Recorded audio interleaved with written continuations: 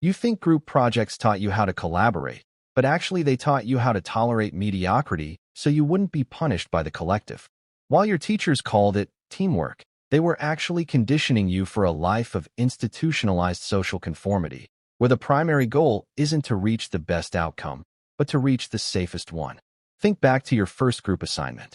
There was always one person doing the work of four and three people doing the work of none. You felt the resentment boiling, but you didn't report them. Why? Because the system was designed to punish the conflict more than the incompetence. This is the birth of the competence tax, the hidden surcharge placed on the most capable people to subsidize the lazy. Psychologically, this is known as social loafing or the Ringelmann effect. As a group gets larger, individual effort drops. But in a professional setting, it's even darker. It becomes a social trap where the desire for group harmony overrides the objective truth of what's actually being produced. You aren't collaborating. You're participating in a performance of consensus. This conditioning follows you into the corporate world. It's why you sit in hour-long meetings that could have been 3-sentence emails. It's why bold, innovative ideas are diluted into beige, safe compromises until no one can be blamed if it fails.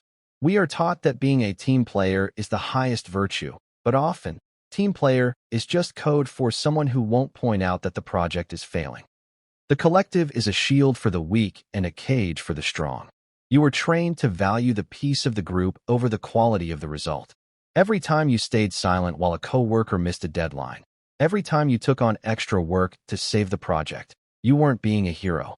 You were reinforcing a system that penalizes excellence and rewards the invisible.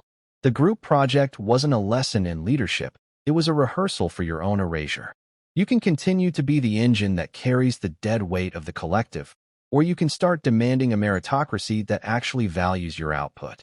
If you are tired of living in the shadows of the mediocre, you belong here. This is a circle for those who refuse to let their standards be dictated by the average. Subscribe to ensure you never miss the next time we peel back the skin of social conditioning. Share this with the one person you know is currently carrying their entire team's weight. It's time they stopped living in the dark.